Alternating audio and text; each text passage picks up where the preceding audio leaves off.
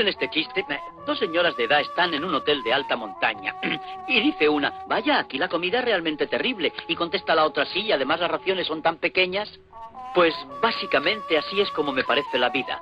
Llena de soledad, miseria, sufrimiento, tristeza. Y sin embargo se acaba demasiado deprisa.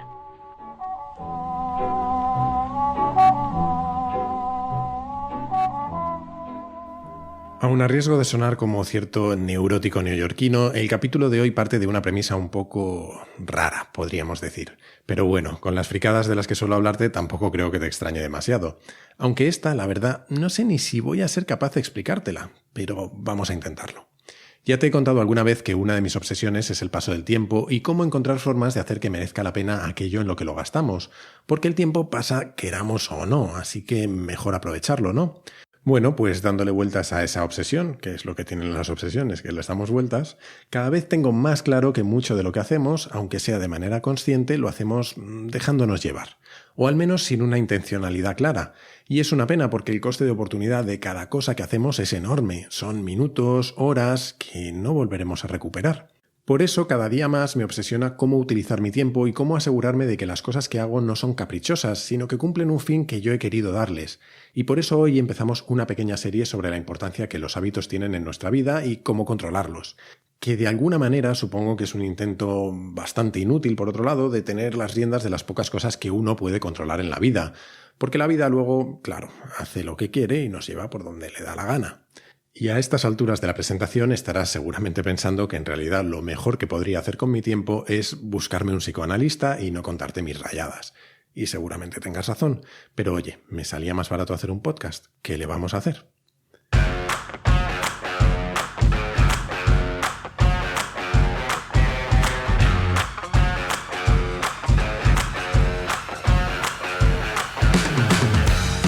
Soy Jaime Rodríguez de Santiago y esto es Kaizen, el podcast para mentes inquietas en el que te acerco a personas, a ideas y a técnicas fascinantes de las que aprender cada día.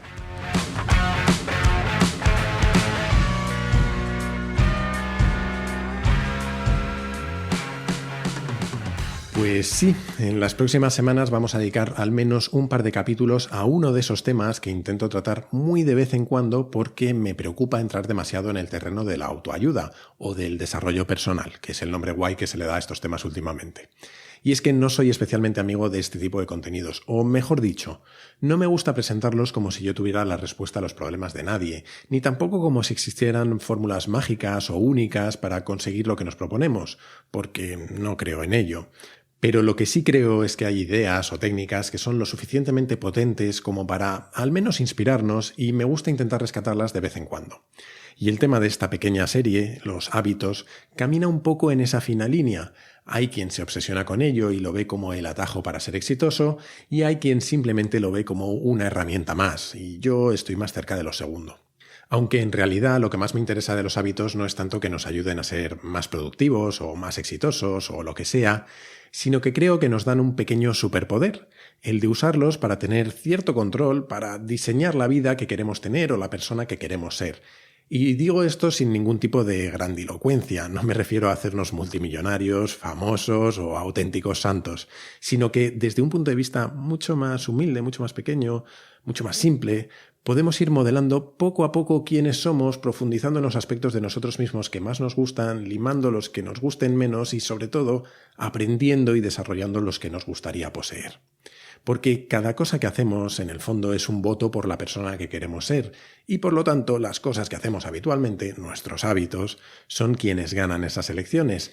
Y claro, podemos abandonarnos a la inercia y simplemente hacer lo que todo el mundo o seguir la corriente que nos lleva por la vida, o podemos tomar el control sobre ellos y usarlos como una herramienta. Esa es, al menos para mí, la idea más poderosa que hay detrás de todos los libros que se han escrito, o que yo he leído al menos, sobre hábitos. Y en el fondo esa idea no deja de ser la inspiración para este podcast, porque Kaizen pretende ser un podcast de aprendizaje continuo. Eso al menos es lo que me digo a mí mismo para justificarme que los capítulos no tengan un tema común, disperso que es uno.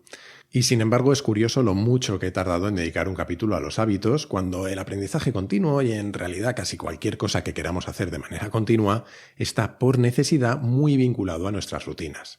Aunque bien pensado, te estoy mintiendo un poco, porque lo cierto es que en muchos capítulos de Kaizen ha habido un tema de fondo que es la base de los hábitos, la exponencialidad, el interés compuesto o como quiera que llamemos en España lo que los americanos llaman compounding. Es decir, a cualquier cosa que mejore un tanto por ciento cada X tiempo de manera regular y que por lo tanto acabe explotando exponencialmente.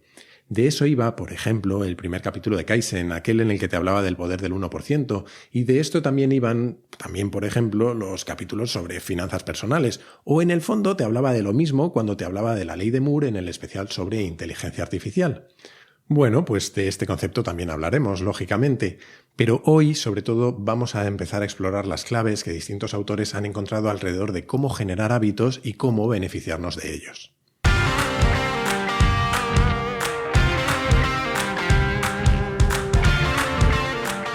Vamos a empezar por una obviedad. Los hábitos no son opcionales, los tenemos queramos o no. De hecho, según un estudio de la Universidad de Duke, alrededor del 40% de lo que hacemos al día está vinculado con nuestras rutinas. Y tiene lógica, como tantas otras cosas de las que hemos hablado en el podcast, la evolución nos ha programado. En este caso, para ahorrar energía, especialmente mental. Tener hábitos nos permite hacer cosas sin pensar y concentrar nuestra capacidad en otras. Si te acuerdas, esto es lo mismo de lo que hablábamos en el capítulo de la primera temporada sobre fatiga de decisiones, automatizar nuestro día a día y preservar nuestra energía para tomar mejores decisiones. Todo esto los convierte en una parte esencial de nuestra vida. Cómo nos alimentamos, el deporte que hacemos, cuánto leemos o cómo y cuánto nos relacionamos con otras personas es fundamentalmente el resultado de nuestros hábitos, así que nuestra vida es, por lo tanto, el resultado de la suma de esos hábitos. Vale, pero ¿cómo se generan? Seguramente el libro más conocido sobre este tema es The Power of Habit, de Charles Duhigg, que vaya apellido, me ha tocado buscar cómo se pronunciaba. Por cierto, este y todos los libros que mencioné hoy, que seguramente sean unos cuantos, los tienes, como siempre, en las notas del capítulo. Como nota curiosa, el libro nace de la fascinación del autor por el ingenio de un comandante del ejército estadounidense en la ciudad de Kufa, en Irak. Revisando los vídeos de las revueltas, este comandante descubrió un patrón de comportamiento. Antes de que las protestas explotaran, la gente se comenzaba a concentrar en un espacio abierto o en una plaza. Y también aparecían poco a poco vendedores ambulantes de comida y espectadores que se sumaban al conflicto. Entonces, en algún momento, alguien lanzaba una piedra o una botella y ya estaba liada. Al comandante se le ocurrió una idea. Pidió al alcalde de Kufa que impidiera la entrada de vendedores ambulantes de comida. Pocas semanas después comenzó el mismo patrón de siempre. Cerca de la mezquita, la calle se llenó de gente que protestaba ante la presencia de los militares estadounidenses. Sin embargo, pasaron unas pocas horas y tanto manifestantes como espectadores empezaron a cansarse y a tener hambre. Y sin vendedores de comida con la que recuperar energías, pronto se cansaron todos y se fueron a sus casas. De esta anécdota a Duhigg le surgió la idea de que entender los patrones que modelan nuestros hábitos es la forma de controlarlos, y el principal aprendizaje que extrajo es que los hábitos funcionan en 3 pasos, lo que él llama el bucle del hábito. Todo empieza con una señal o un disparador o detonante que nos impulsa a iniciar nuestro hábito. Es lo que provoca que nuestro cerebro se ponga en piloto automático y haga lo que tenga asociado a esa señal. Después viene la rutina, el hábito en sí, vamos. Si la señal es que tu alarma suene a las 7 de la mañana, la rutina es levantarte, ir a la cocina y hacerte un café. Y por último está la recompensa. Es la forma en la que nuestro cerebro decide si esa rutina merece la pena repetirla o no. En el ejemplo del café sería su olor, su sabor y la asociación que tenemos con sus efectos para despertarnos y para darnos energía. Eso si te gusta el café, que no es mi caso, la verdad. Para mí su sabor está bastante lejos de ser una recompensa. Soy así de raro. Pero bueno, creo que se entiende igual, ¿no? Con el tiempo y las repeticiones, la sucesión de estos 3 pasos, señal, rutina y recompensa, se vuelve más y más automática. El hábito se refuerza. Y este patrón sirve para hábitos positivos, pero también para hábitos negativos o incluso para adicciones. Por ejemplo, si tienes la costumbre o peor aún la adicción de apostar online, tu señal puede ser sentirte aburrido, tu rutina conectarte y empezar a apostar. Y por último, la recompensa no es tanto ganar dinero, sino la emoción que sientes con el riesgo, que en el fondo no es más que una recompensa química en tu cerebro al liberarse dopamina. Hay un libro del que seguramente te hable en otro capítulo que se llama Hooked, enganchado en castellano. Lo escribió otro tipo con nombrecito, vaya día llevamos hoy.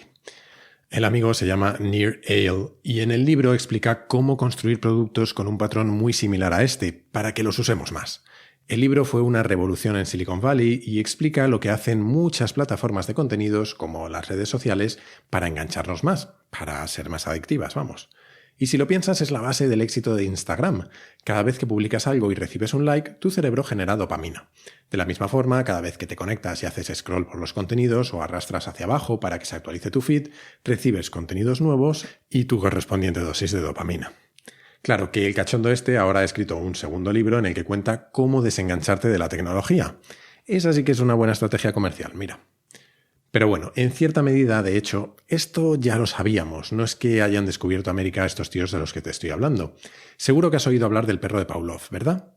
Por si acaso te lo cuento muy brevemente. Iván Pavlov fue un psicólogo ruso que se dio cuenta de que cuando a un perro le mostrabas comida, este empezaba a salivar. Tampoco descubrió América con esto.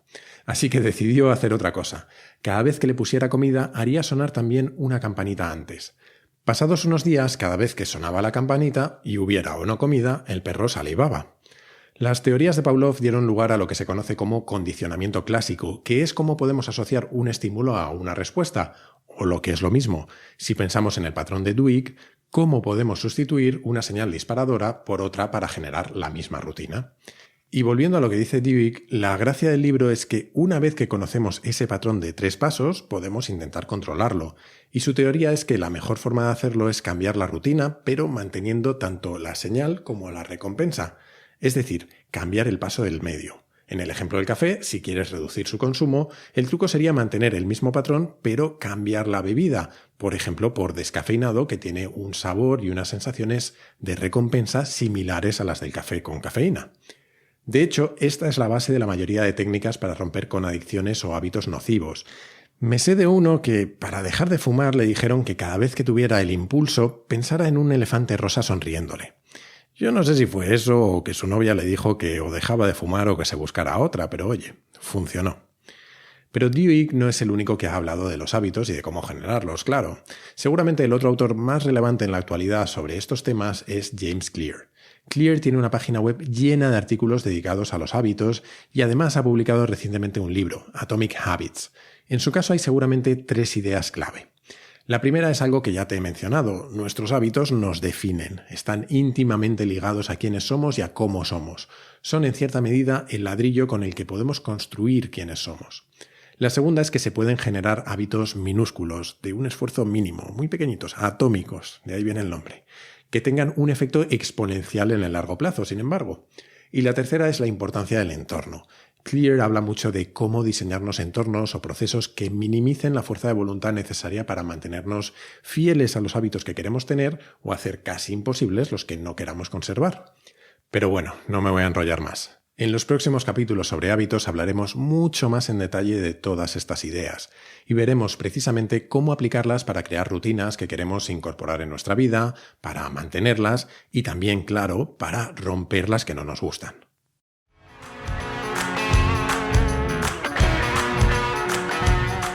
Y hasta aquí el capítulo de hoy, espero que te haya gustado. Si es así, te animo a generarte el hábito de recomendárselo a tus amigos en redes sociales o en la plataforma de podcast que suelas utilizar y así me ayudarás a mí a llegar a mucha más gente.